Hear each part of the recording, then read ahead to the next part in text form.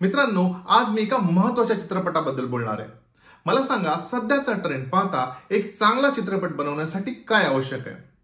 Of course a big budget, trending music, stylised costumes, international locations, hairstyle, makeup, larger than life असे action sequences, उत्तम अशी cinematography, specially ते drone shots आणि हो, I catching असा एक आयटम नंबर.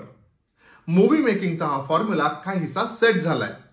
पण जर मी तुम्हाला म्हटलं की एक चांगला चित्रपट करण्यासाठी हे सगळं आवश्यक आहेच असं काही नाही. एका चांगल्या कथेच्या द्वारे सुद्धा एक सुंदर अशी फिल्म बनू शकते. आणि अशीच एक सुंदर फिल्म मी पाहिली आणि त्याबद्दलच मी बोलणार आहे. नमस्कार, तुम्हा सर्वांचं पुन्हा एकदा स्वागत. चॅनलला सबस्क्राईब करा आणि बेल आयकॉनवर पण क्लिक करा. चला तर बोलूया बहुचर्चित तमिळ फिल्म मेडियागन बद्दल. या फिल्मच्या कथेबद्दल जर बोलायचं झालं तर या फिल्मची कथा अतिशय साधी, सरळ आणि सोपी आहे. गावात राहणारी एक व्यक्ती जिला गावाबद्दल आणि गावातल्या आपल्या घराबद्दल प्रचंड प्रेम आहे. पण काही कारणास्तव त्याला त्याच्या गावातलं घर सोडावं लागतं आणि हो, ते त्याच्या खूप जिव्हारी लागतं. एवढं की पुढची 22 वर्ष तो स्वतःचं घर घेण्याचा विचारही करू शकत नाही. आणि हो, तब्बल 22 वर्षांनी त्याला काही कारणाने या गावात पुन्हा एकदा यावं लागतं. ती एक विजिट त्याचं अख्खं आयुष्य बदलून टाकते. आणि ते कसं, ह्यासाठी तुम्हाला ही फिल्म पाहावी लागेल. ह्या फिल्ममध्ये 2 मध्यवर्ती पात्र आहेत, जी साकारली आहेत अरविंद स्वामी आणि कार्ती ह्या दोघांनी. थ्रू आउट द फिल्म आपल्याला ही 2 पात्र सगळ्यात जास्त वेळा स्क्रीनवर दिसतात आणि हो, त्यांच्या उत्तम अभिनयाने आपल्याला खिळवून ठेवतात. या फिल्म मधले काही सिक्वेन्सेस आपल्या विशेष लक्षात राहतात आणि त्याचं एकमेव कारण म्हणजे ह्या दोघांनी केलेला सहज आणि उत्तम असा अभिनय. लग्नातला अरविंद स्वामी आपल्या बहिणीला गिफ्ट देतानाचा सिक्वेन्स हा त्यापैकीच एक. किंवा अरविंद स्वामी इमोशनल होऊन गावातून घरी जायला निघतो, हाही सिक्वेन्स आपल्या विशेष लक्षात राहतो. कार्तीचा त्याच्या अभिनयातला साधेपणा आणि इनोसन्स आपल्याला खूप भावतो. बोलूया फिल्मचं लेखन आणि दिग्दर्शनाबद्दल. या फिल्मचं लेखन दिग्दर्शन केलंय सी प्रेमकुमार याने, ज्याने ह्या आधी 96 सारखी फिल्म केली आहे. जर का तुम्ही 96 ही फिल्म पाहिली नसेल तर नक्की पहा आणि पाहिली असेल तर मला कॉमेंट सेक्शन मध्ये नक्की सांगा. तर अतिशय उत्तम प्रकारे दिग्दर्शित ही फिल्म कथेचा गाभा कुठेही हलवू न देता थ्रू आउट एक क्युरिओसिटी क्रिएट करते.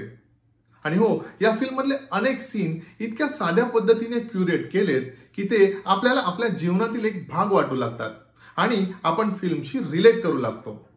या फिल्म मधले कॅरेक्टर्स जरी साधे, सरळ, सिंपल वाटत असले तरी दिग्दर्शक आपल्याला त्यांच्यात गुंतवून ठेवतात.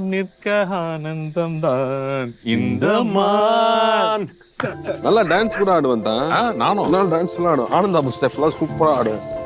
மைக்கேல் ஜாக்सन. निर्जीव वस्तू सजीव करून दाखवायच्या आणि लोकांना इमोशनल करून टाकायचं स्किल ह्या दिग्दर्शकात आहे.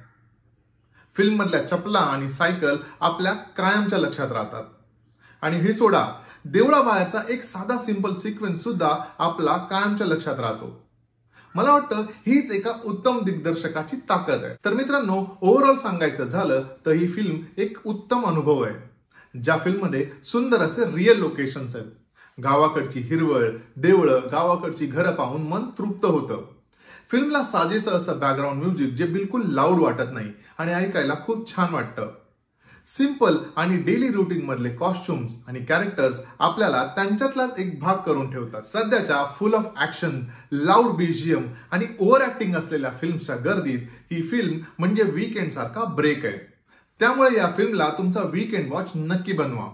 ही फिल्म तुम्हाला पाहायला मिळेल नेटफ्लिक्सवर आणि हो, हिचं हिंदी डब्ड व्हर्जनही अवेलेबल आहे. त्यामुळे लवकरात लवकर ही फिल्म पहा आणि तुमच्या प्रतिक्रिया मला नक्की कळवा. By the way, he film star देण्याच्या खूप पुढे आहे, पण तरीही मी या फिल्मला देतोय 4.5 स्टार्स.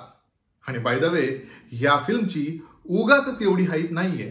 तर मित्रांनो, हा होता माझा म्हणजे रवीचा व्ह्यू ऑन तमिळ फिल्म मेडियागन. तुम्हाला जर हा व्हिडिओ आवडला असेल तर लाईक करा, शेअर करा आणि चॅनलला करा सबस्क्राईब. भेटूया लवकरच. तोपर्यंत स्टे ट्यून्ड.